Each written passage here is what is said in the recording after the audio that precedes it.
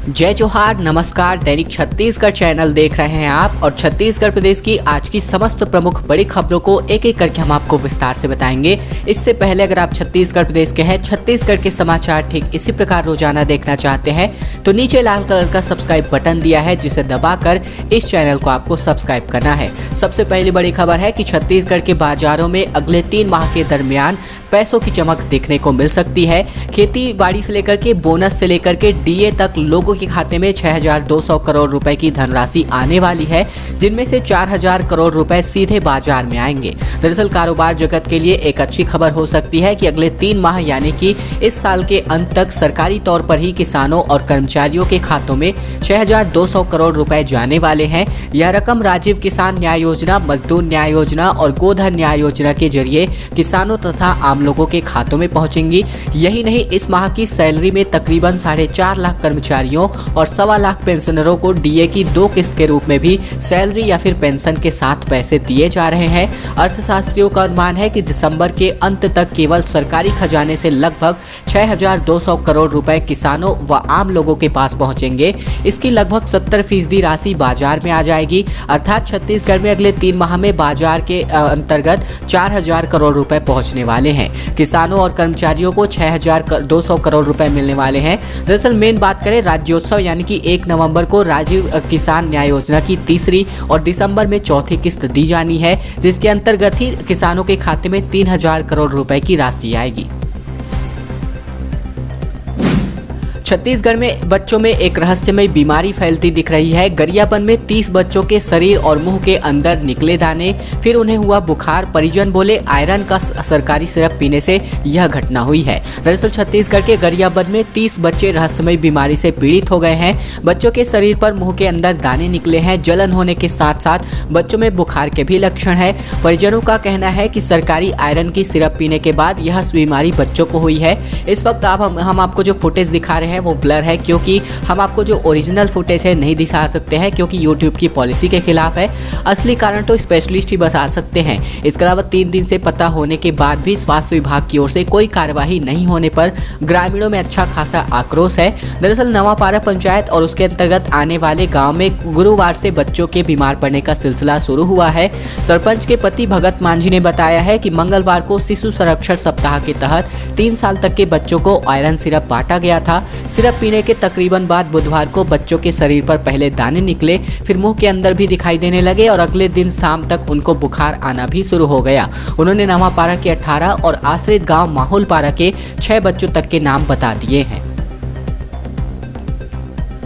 Police मुख्यालय ने राज्य सरकार को एक प्रस्ताव भेजा है। तेज रफ्तार के कारण हादसे बढ़ रहे हैं, जिसे रोकने के लिए खरीदी जाएगी स्पीड रडार गन और डैपलर रडार। दरअसल बात करते हैं, प्रदेश में सड़क हादसों में वृद्धि के बाद अब स्पीड रडार गन और साथ ही साथ हाईवे पेट्रोलिंग व्हीकल के साथ साथ डैपलर रडार की मदद से इन हादसों को रोकने की कवायद शुरू हो गई है। दरअसल इसके अलावा हर दुर्घटना की वैज्ञानिक व तकनीकी जाँच के लिए वीडियोग्राफी कराई जाएगी। इस संबंध में पुलिस मुख्यालय ने गृह विभाग को प्रस्ताव भेजा है। इस साल 8 महीने के दरमियान 8,203 सड़क दुर्घटनाओं में 3,679 लोगों की जान जा चुकी है। इस सितंबर महीने में 850 से ज्यादा मामले सामने आए हैं, जिनमें 302 लोगों की मौत भी हुई है। पुलिस मुख्यालय की रिपोर्ट में सबसे चौंकाने वाली बात यह है कि सबसे ज्यादा सड़क दुर्घटनाएं रायपुर जिले में हुई हैं और इन दुर्घटनाओं को रोकने के लिए पुलिस मुख्यालय ने तकरीबन 10 स्पीड रडार गन और इतने ही हाईवे पेट्रोलिंग गाड़ियां खरीदने के लिए गृह विभाग को प्रस्ताव भेजा है। कवर्धा में सभी शैक्षणिक संस्थान को बीते दिन बंद किया गया था। आज के लिए फिलहाल कोई जानकारी नहीं है। दरअसल शहर में तनाव को देखते हुए ऑनलाइन व ऑफलाइन सभी परीक्षाएं को निरस्त किया गया है। देर रात पुलिस का फ्लैग मार्च भी निकाला गया था। दरअसल बात करते हैं, छत्तीसगढ़ के कवर्धा में रविवार को हुए उपद्रव के बाद सोमवार को शहर के सभी शैक्षणिक संस्थान बंद कर दिए गए हैं। इधर जिला प्रशासन की ओर से 1 दिन की छुट्टी करने का भी आदेश जारी किया गया था। इस दौरान होने वाली ऑनलाइन और ऑफलाइन परीक्षाओं को भी निरस्त किया गया गया था। क्षेत्र में अब भी तनाव की स्थिति बनी हुई है और इसे ही देखते हुए रात में जो है देर रात पुलिस ने शहर में फ्लैग मार्च भी निकाला था, जिससे पहले ही धारा 144 लागू हुई थे। दरअसल कलेक्टर रमेश कुमार शर्मा की ओर से जारी किए गए आदेश में कहा गया है कि कवर्धा में संचालित सभी शासकीय और अशासकीय स्कूल, आंगनबाड़ी केंद्र यानी कि सभी शैक्षणिक संस्थान को 4 अक्टूबर के लिए पूरी तरह से बंद रखने के आदेश दिए गए थे। इसके अलावा बता दें तो ये आदेश इसलिए जारी किया गया था ताकि हमने आपको पिछले दिन बताया था कि झंडा लगाने धार्मिक झंडे को लेकर के विवाद हुआ था, जो विवाद इतना गहरा गया था कि इसको देखते हुए धारा 144 कवर्धा में लगाई गई थी। दिल्ली में छत्तीसगढ़ के कांग्रेस विधायकों का शक्ति प्रदर्शन अब जाकर खत्म हुआ है। हफ्ते भर की मोर्चेबंदी के बाद एक ही फ्लाइट से सभी विधायक रायपुर लौट गए हैं। दरअसल दिल्ली में छत्तीसगढ़ के कांग्रेस विधायकों का शक्ति प्रदर्शन खत्म हो गया है। एक सप्ताह की मोर्चाबंदी में उनकी पार्टी से किसी वरिष्ठ नेता से मुलाकात नहीं हो पाई। अब सभी विधायक एक ही विमान से रायपुर लौट गए हैं। हमारी टीम ने रविवार शाम को ही बताया था कि विधायक जो है आने वाले हैं। इधर बता दें हाईकमान से मिली रणनीति और साथ ही साथ समय का दावा कर रहे कांग्रेस विधायकों का सुर जो है शाम तक बदल चुका था। लखीमपुर खीरी में किसानों के प्रदर्शन पर जीप चढ़ा देने की घटना के बाद साफ हो गया है कि कांग्रेस नेतृत्व छत्तीसगढ़ के विधायकों को सुनने का समय नहीं दे पाएगा। इधर बता दें अब जो है मुख्यमंत्री से मुलाकात की उम्मीद थी, लेकिन फिर भी यहां पर नहीं मिल पाए हैं। हवाई जहाज में विक्ट्री का साइन इन्होंने बनाया है, यानी कि जो विधायक है इन्होंने बनाया है। ये सभी विधायक जो है कुल मिलाकर के 35 से भी अधिक विधायक दिल्ली पहुंचे हुए थे। एक बड़ी खबर आ रही है। बिलासपुर में स्कूल पर बिजली गिरने की वजह से एक छात्र की मौत हो गई है। बारिश के चलते हॉल में सभी स्टूडेंट्स थे, अचानक बिजली कड़की तो खिड़की के अंदर पहुंच गया ये जो बिजली है।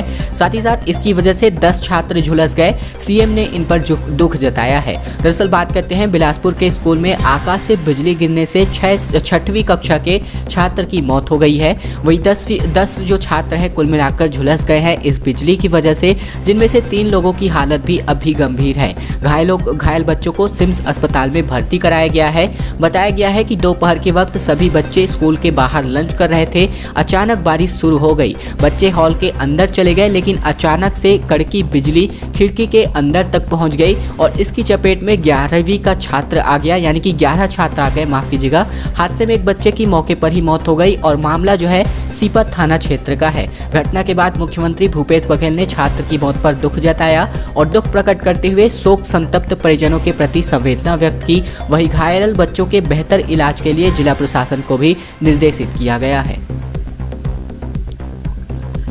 छत्तीसगढ़ में वेब सीरीज जहानाबाद की शूटिंग होने वाली है। अगले महीने सभी फिल्म मेकर सुधीर मिश्रा कांकेर, कवर्धा, राजनांदगांव और रायपुर में इसकी शूटिंग होने वाली है और ये फिल्म मेकर सुधीर मिश्रा जो है अगले महीने पहुंच रहे हैं। दरअसल बात करते हैं सिनेमा के पर्दे पर छत्तीसगढ़ के गांव जंगल बिहार के जहानाबाद बनेंगे।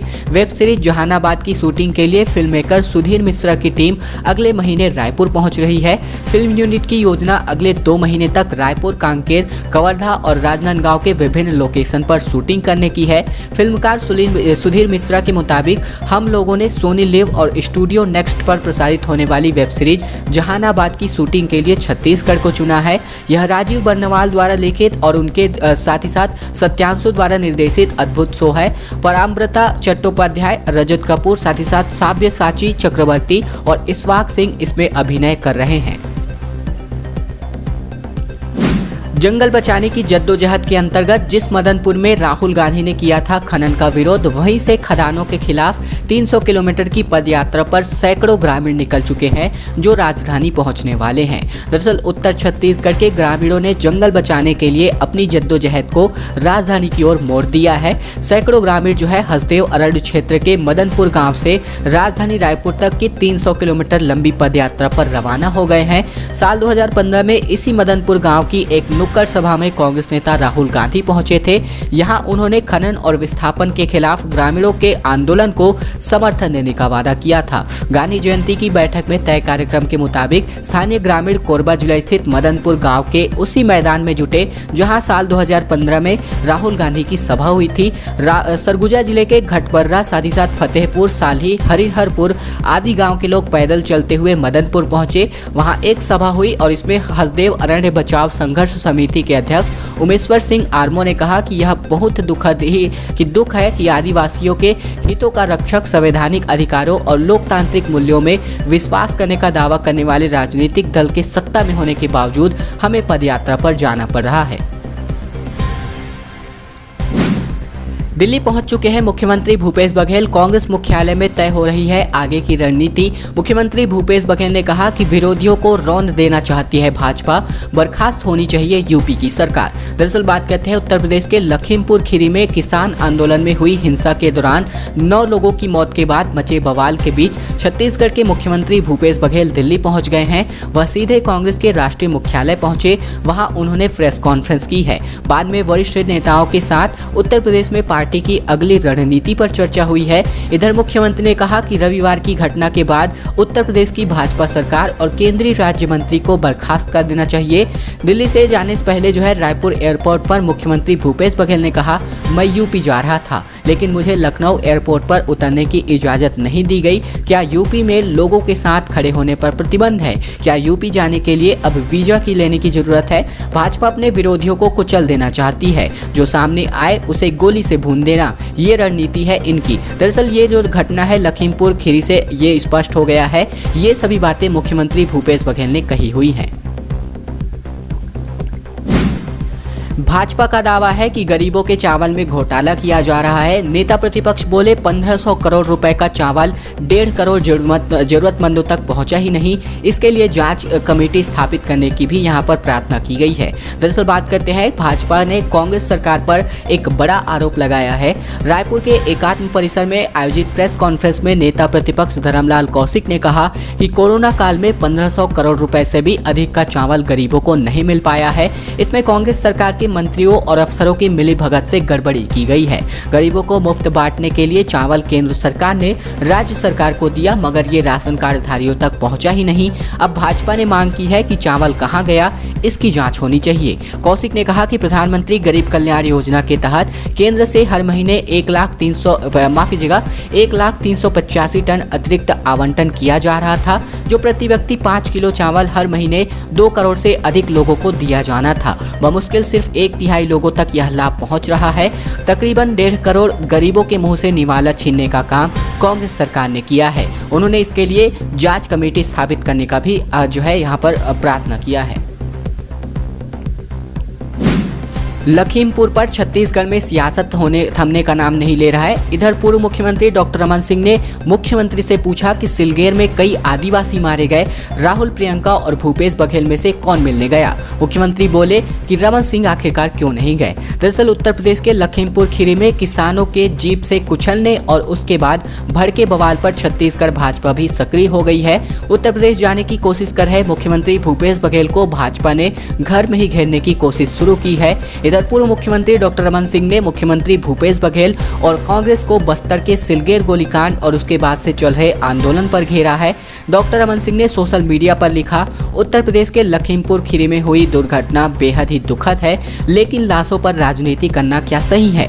बस्तर के सिलगेर में पुलिस की गोली से कई आदिवासी किसान मारे गए।